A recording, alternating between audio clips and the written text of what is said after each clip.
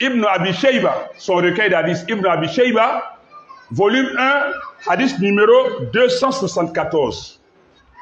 Le prophète dit sallallahu alayhi wa sallam, il dit lorsque vous allez prendre du plaisir à embellir vos mosquées et à vous servir du Coran, de vos Corans comme décoration, qu'Allah vous fasse abattre l'anéantissement. Ça signifie quoi?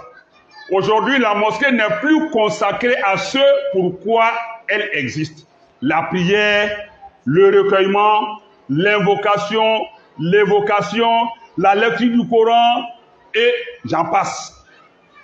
Aujourd'hui, la mosquée est devenue salle de spectacle. C'est devenu salle de spectacle. Quand il y a des mariages, la mosquée est décorée. Il n'est pas interdit de prendre soin des mosquées. Il n'est pas interdit d'entretenir les mosquées, de les rendre viables, agréables. Il n'est pas interdit de mettre des marbres, des carreaux, de la peinture et d'autres décorations dans la mosquée. Il n'est pas interdit d'encenser la mosquée, de parfumer la mosquée, c'est déjà même bon. Mais au-delà du juste nécessaire pour rendre les gens à l'aise, pour mettre les gens à l'aise, au-delà de ce juste nécessaire, toute autre pratique dans la mosquée, tu tombes dans ce hadith-là, la malédiction. Aujourd'hui, les mosquées sont comme des salles de spectacle. Et les animateurs, ce sont les imams. Les tables sont dressées, les chaises sont placées. Entre qui veut, parce que c'est une cérémonie de mariage. La mosquée est profanée. Elle n'est plus sacralisée. Elle est livrée à tout le monde. On applaudit dans la mosquée aujourd'hui. On s'égaye dans la mosquée au lieu de se recueillir, de pleurer beaucoup. En sortant de la mosquée, on rentre dans Dunya. Mais en rentrant dans la mosquée, on prend rendez-vous avec Allah, la spiritualité, le recueillement, la concentration, la méditation. En rentrant dans la mosquée, on est dans Akhira. Mais nous, on a on a cassé les limites de la mosquée, on a fusionné la mosquée et Dunya. C'est-à-dire, en entrant dans la mosquée, le recueillement qu'on doit avoir comme énergie, rechargement des batteries pour aller affronter Dunya, quand on rentre dans la mosquée, c'est Dunya qui est renforcé. On applaudit, on rit. À la limite, même si on ne danse pas, si on dit à un homme, à une femme de s'embrasser dans la mosquée, où allons-nous? Et des imams qui disent applaudissez, qui font asseoir des femmes en menstru dans la mosquée. Parce qu'à l'occasion d'un mariage, on permet à tout le monde d'entrer sans distinction. Parce que ce n'est pas pour faire la prière. Si c'est la prière, tu vas voir les vrais musulmans rentrer. Celui qui n'est pas musulman ne va pas oser entrer. Même la femme musulmane, même qui n'est pas en état de purification, en état de prier, elle étant musulmane, l'homme aussi étant musulman, quand il n'est pas en état de pureté, lui-même, pour prier, il ne rentre pas. Ce n'est pas un homme musulman qui va avoir le courage à l'heure de la prière d'entrer dans la mosquée pour venir faire quoi. Mais à l'occasion des mariages, c'est une journée porte ouverte à la profanation. Une journée porte ouverte à la foutaise à Allah. On fait asseoir l'homme et la femme qui ne sont pas encore mariés et femmes, on les fait asseoir côte à côte. La fornication déguisée dans la mosquée et on ose encore aller jusqu'à enlever la pudeur, demander à la femme de dire je l'aime dans la mosquée. La mosquée n'est pas un lieu d'amour.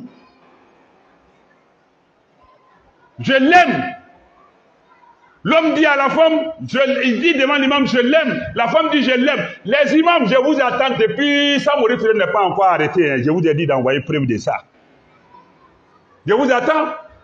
Parce qu'on veut faire plaisir aux gens fortunés. On veut occidentaliser l'islam. L'islam est au-delà de la modernité sous toutes ses formes. L'islam, rien, aucune culture, aucune civilisation, aucune philosophie, aucun système social et sociétal ne peut égaler ce que l'islam propose. Il n'y en a pas. L'islam, là, son système, là, c'est dans le paradis, on va parachever ça. Ça va se déguster, sa finale, là, c'est dans le paradis. Sinon, Dunya, là, est trop petit pour qu'on puisse savourer tout l'islam. Vous voulez faire plaisir aux gens fortunés. En âme et conscience, vous savez bien que ce n'est pas possible, ce n'est pas permis.